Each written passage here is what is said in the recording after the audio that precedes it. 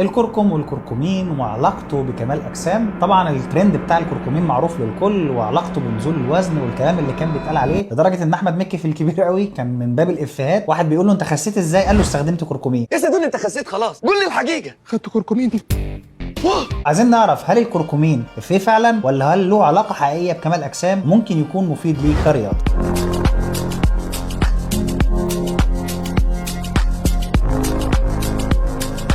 النهارده هنتكلم عن مكمل مهم وهو الترمريك كركمين. نتيجه التمرين الشديد احيانا بيحصل تاكسد لخلايا الجسم، عشان كده مهم يكون المكمل الغذائي اللي بتاخده مضاد للاكسده، وده متوفر في الكركمين المستخلص المعروف من الكركم. يعني الكركم والكركمين دول حاجه واحده، والكركمين دي الماده الفعاله اللي موجوده جوه الكركم. ايه اللي ممكن يكون الكركمين مفيد ليك فيه تاني غير انه مضاد للاكسده؟ بيخفف من الام الالتهاب المفاصل، وده مهم جدا ليك خاصه لو بتلعب رياضه بتضغط على مفاصلك. بيقلل من التهابات الجسم، وده مفيد ليك جدا في حاله انك بتعاني من التهاب العضلات بعد التمرين. وبيحسن من ادائك البدني وله تاثير ايجابي على قدره التحمل والتعافي والاستشفاء بعد التمرين. بعض الدراسات بتقول ان له تاثير محتمل على مستوى الكوليسترول في الدم، وده طبعا بيكون له تاثير ايجابي على صحتك بشكل عام ولياقتك البدنيه بشكل خاص. لو انت رياضي مهتم بتحسين ادائك والمحافظه على صحتك، الكركمين اختيار كويس جدا.